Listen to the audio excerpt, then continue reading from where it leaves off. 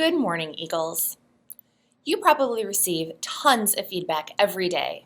For example, you watch your students' eyes to see if they are understanding a lesson, and you end your lesson with an exit slip asking them what they liked or didn't like about a new activity.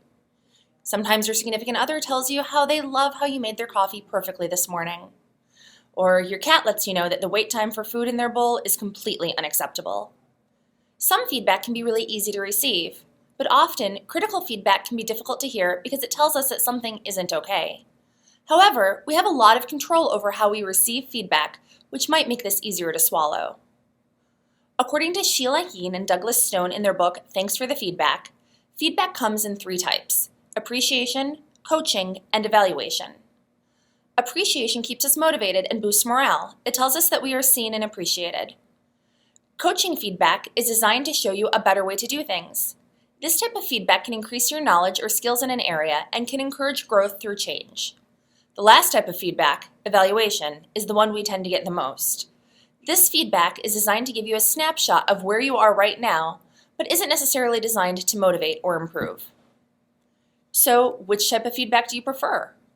For example, some people need a compliment sandwich in order to be able to hear critical feedback, while others might see appreciative feedback as phony and would prefer just evaluative or coaching feedback.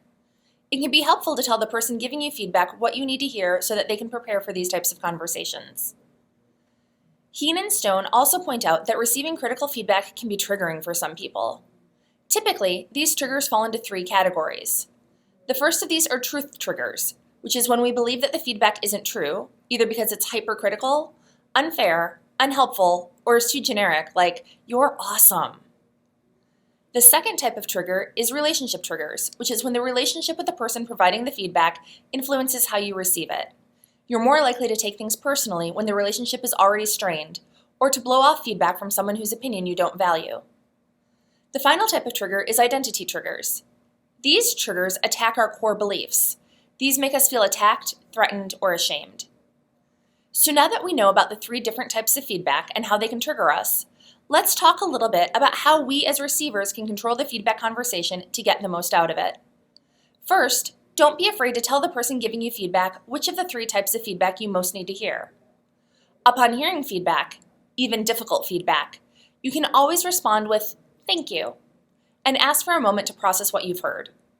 This goes back to what we discussed last month with intentional pausing. By asking for a moment, you can consider the feedback you have received and how best to respond to it. You can also ask for some time to process the feedback to meet again later after you have had time to reflect. It can also be tempting to wrong spot or pick apart and poke holes in difficult to hear feedback. Instead, try to listen with the intent to understand where the feedback is coming from and what the giver's motivations are. Also, you're in control of what you do with that feedback. Maybe it will elicit change, and maybe it won't. That's something for you to decide. Lastly, you can always run the feedback you have received by a friend who will be honest with you. Because we don't always see ourselves the way others do, a friend who cares but can be upfront with you might be able to give you more insight into whether or not this feedback actually has merit. We hope this will help you reframe how you receive and give feedback. Until next time, Eagles, we'll see you in the tea room.